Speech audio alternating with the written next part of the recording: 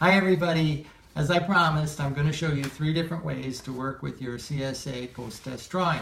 Here's the one that I started with this morning.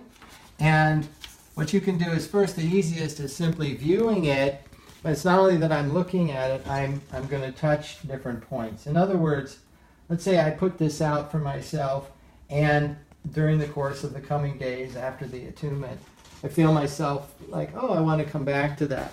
So as I do, I might feel like I'm certain parts of it, you see I'm tracing with my finger. Now you say, why do this?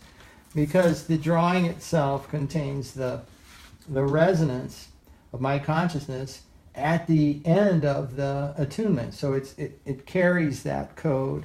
So re-engaging with it lets me to continue to use that alignment, re-cue that alignment, and even magnify it inside myself. The second way is to actually make a wand out of it. And I'm going to roll it up like this. And I'm rolling it toward myself because it's mine. If I was going to make something for someone else, I would roll it toward them because it's theirs. So I'm like rolling this energy in toward myself. I learned that from a Yoruban priestess who taught me that little concept of rolling toward. They roll their money toward themselves so that it'll come back to them once they put it in the marketplace. So you can see now I have a wand like that. And the deal is that because the edges are touching, when you wind something and have the surfaces rub, it creates an electrostatic electricity. And there's almost like a little magnetic field now. So this thing is activated due to that, and therefore it's amplifying and broadcasting the resonance on the drawing itself. And so now I can sweep it through like this, and even like an acupuncture needle. You have vortexes all over the system, your body system, and you can place it there.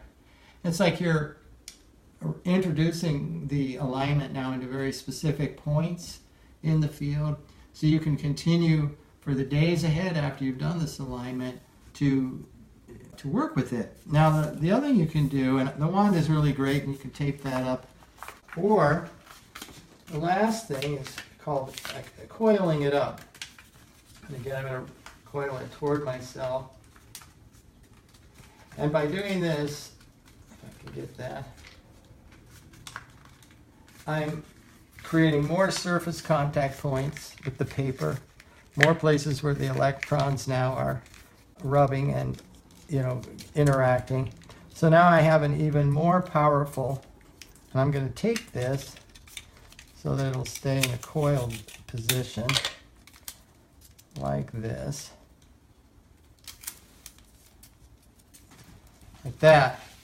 Now I now have a stronger electromagnetic field because of all those surface points rubbing against each other. And how I function with this, I'm going to take it between my thumb and middle fingers and use my index finger to enter into the field here, the electromagnetic field points. The index is your intention. You point where you're going with your index. So this is kind of like, now what I do is the same thing. It's just that because it's a more bumped up field, it's going to operate more deeply and multidimensionally. That is, it can actually enter more fields simultaneously than simply the wand.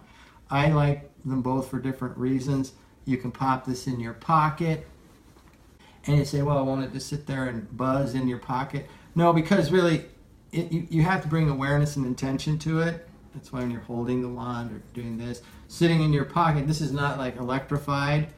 It's just so much so that, like a current through the wall, but it does have a little field on it. You can leave it there and then take it out. Sometimes I'll even set my coils out next to me when I'm working as a way to have that available to me. And even before I go to bed at night, I sometimes set the coil out by the bedstand to work with it in some of the night work that I do. So those are 3 different ways, and if you were in my house, you'd see these in various places. It's really a great way to continue to get the value out of the alignment that you did, and so for sure try them out. Okay, thanks.